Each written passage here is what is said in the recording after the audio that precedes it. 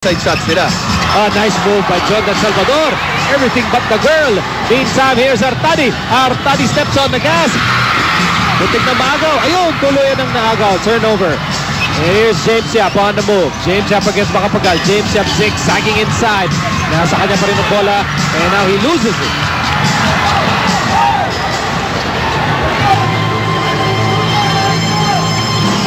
Well, Ginebra desperately looking for somebody to provide points here as Macapagal will miss.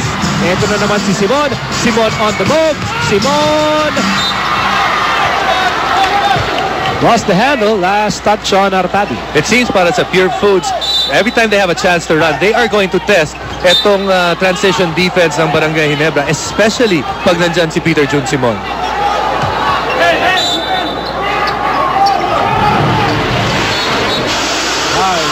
There's an offensive foul against Pure Foods.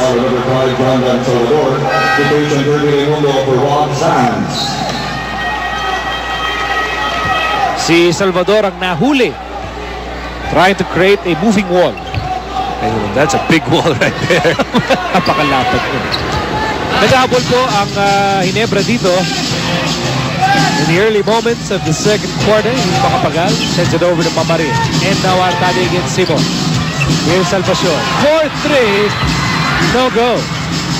Forced to take that quick release because he knew ito si Mark Pingris was coming, and that's why that shot was way off.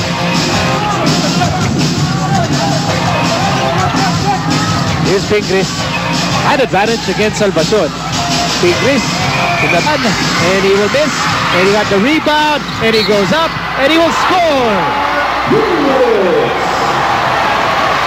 Napakatindi naman nung binibigay nitong second unit nitong Pure Foods. We spoke about what itong si PJ Simon is doing.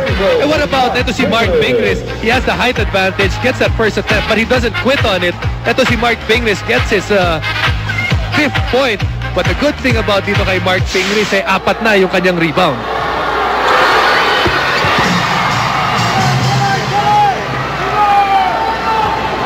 So 9 minutes remaining here in the first half. At patuloy pa rin ang pamamayani rito ng Pure Foods. Meantime, here's Artadi on the right side. Sends it over to Salvador. 4-3. Yes, sir. PM3 for Sunday, Salvador. Noticeable difference from the shot before and this shot, Miko. Nakita natin siya. He was able to put his feet underneath himself. Mark Pingris, masyado pang malayo, had all day to shoot. Meantime, here's Pingris. Again, aatrasan niya itong si Salvador. Tumulong si Macapagal. Here's Yap on the move. And he was caught dancing with the wrong pair of shoes. But you know, Barangay Ginebra was able to get away with that because pagkabol nila kay Mark Pingris, ang dumobol, tao ni James Yap. And we know James Yap is one of the best shooters in the league. 12 points ang kailangan habulin ng Ginebra. And Rivas will score on that reverse layup. Basic play para dito sa Barangay Ginebra. Screen the pass. Pagkapasa, screenin na ni Artadi si Menk, and that gave Menk the open lane to the basket. Well, humingi na 30-second timeout ang Pure Foods dito. Ayaw nilang makabalik ng tuluyan ng Ginebra sa larong ito with 8:06 remaining in the second quarter. Muli po, maligayang Pasko sa lahat ng aming kasalo dito sa PBA on ABC as we look at the team standing. But this is what we were talking about. Pure Foods already with 11 wins. One game away from at least getting a tie for an outright semifinal slot. On the other side, Barangay Ginebra, they're 6-9. Alam natin, isa matatanggal dyan. Apat sa ilalim, pinakailalim, will go to the wild card. So now, Barangay Ginebra, if they don't put together 3 straight wins, more than likely, malamang mapunta to sa wild card. Of course, a long-time PBA supporter, that's Mayor Mario Raimundo on your screens. Part of this mammoth Christmas Day crowd on hand para mapanood itong laban ng Pure Foods at Ginebra. Here's Pingris, drop pass, Salvador, nowhere to go. 5 to shoot para sa Pure Foods. Artadi with a steal. Kid Lightning on the move, and he goes all the way. No! Wild shot, and here's Simon. Counter-attack here para sa Pure Foods. Sends it over to Raimundo. 10-point ball game in the second quarter. And here's James Yap. Pasa niya na agaw. Ito na naman Artadi. Hinahabol ni Kirby Raimundo. Artadi is fouled. Paul Artadi has an extra step.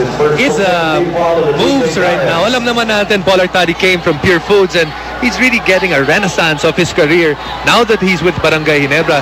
Seemingly wanting to prove a point na dapat mas maraming minuto niyo ako ginagamit kung nasa Pure Foods pa ako.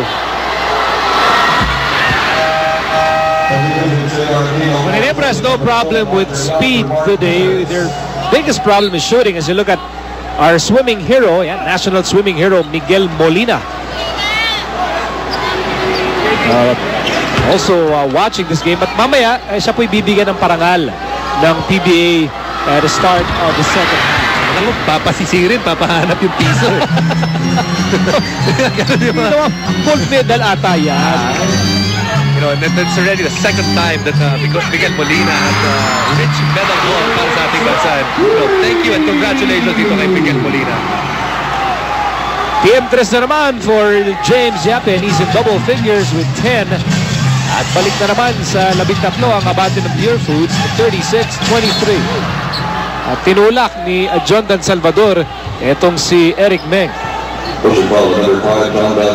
Second personal laban kay Salvador. At yan po ang pangatlo laban sa Pure Foods. And Artadi will sit down. Balik sa hard court si JJ Helterbrand. That's a turnover. Turnover. That's only the second turnover para sa Barangay Ginebra. In this quarter, Pure Foods is the one that has been throwing the ball away. Actually, kaya nakahabol tong Barangay Ginebra. Their defense has stepped it up and they've forced Pure Foods into 5 turnovers.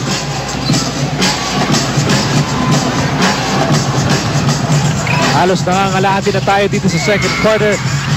Yup, everything but the basket. Ito na, Helterbrand, bounce pass. Aquino will score! Jer Aquino always provides quality minutes para dito sa Ginebra. And etong Ginebra, they're looking for a guy that can give them something extra without Mark Caguioa. Etong Ronald Tubit, not yet here in today's game. They need an energy guy. Obviously, J.R. Aquino took that role. Whoa! Foul. Pagsak doon si James Yap. Dalawa ang sumalubong sa kanya.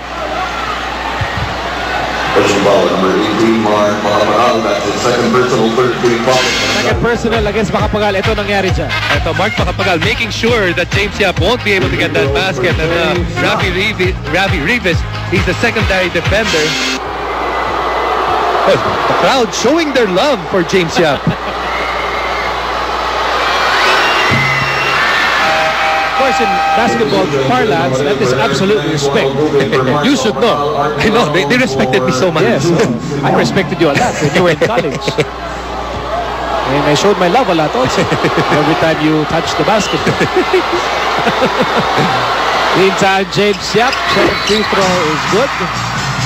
So 6 and 22 remaining in the first half. Lumang pa rin ang Pure Foods, 37-25. RD Larong is now in the ball game para sa Pure Foods. Aquino! Maybe not his forte there. Kamatala, Yap, sinalubong ni Tubid. Here's RD Larong and he will score! PM3 for the rookie! You know, you expect itong si RD Larong and the other seems to have been stars struck by the Christmas Day beauty of